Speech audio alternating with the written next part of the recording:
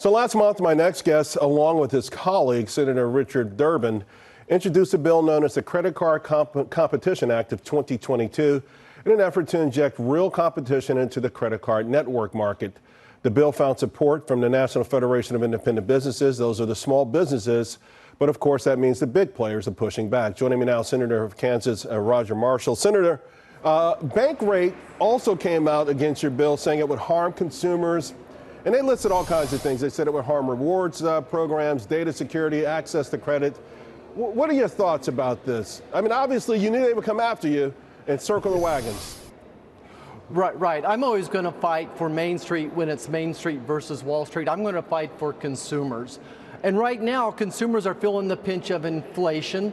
These credit card swipe fees increase that inflation. So on a gallon of gas, we were paying about a 6% tax for the swipe fee. Now we're paying 12%. So swipe fees are an inflation multiplier. I think that this will be good for the market. Capitalism needs competition. Competition is the backbone. Right now, two credit card companies control 83% of the market. Despite their profits going up by 25%, they still increased their rate this year. So what we do is introduce competition, not price caps. Right. We want more competition. Right. And it seems like an idea that would take off, considering all the backing behind things like overdraft fees and things like that. I want to talk about the country in general. There was a tweet that you put out that made me think of you. Listen, we know we're in a tough period right now. On one end of the spectrum, you got taxpayers who we're paying off college loans, right? These are folks who are going to end up making $5 million a year. Unfortunately, though, and sadly, on the other end of the spectrum, we have deaths of despair. They're skyrocketing. This, to me, is the real national emergency. Is anything on Capitol Hill being done about this? Yeah, well, not enough, Charles. We certainly do have an epidemic right now of mental health issues, of depression, of suicide, of fentanyl poisoning. We're still having 5,000 to 10,000 excessive deaths per week. So we're begging the White House to close down our southern border. 95% of that fentanyl comes across the southern border. This is a result of the lockdowns. It's a result of the masking on people, that they continue to have social problems, adapting to getting back into the real world. This isolation was horrible. So this is the result of many of the mandates by the president and setting governors. In today's Washington Post, there's a headline that reads, "The GOP wants to be the education party. Democrats have to fight back."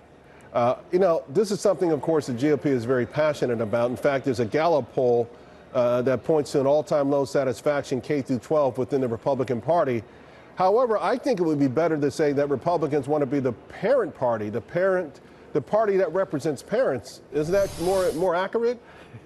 Charles, we'll hire you as our messenger. That's exactly right. Look, I'm a first-generation college student. My wife and I both educated in public schools. Our 4 children in public schools, public universities. Everything I owe professionally as becoming a physician, I owe to those public school teachers I had. But unfortunately, we have record numbers of people in Kansas leaving the public school system. And I think that this is a result of those same lockdowns I mentioned earlier that impacting mental health. It's time to hold those governors accountable. But I think my message of hope would be this. We need young adults with traditional Kansas American values to be running for school board. And we need to go out and recruit those superstars to make sure that they guard the education our children are getting. There's only so much I can do to stop the minutia coming out of Washington. Right. That's why we want parents in charge of their own kids' education. Yeah, I think a lot of parents had the opportunity to actually, see what their kids were learning, look over their shoulders and say, what?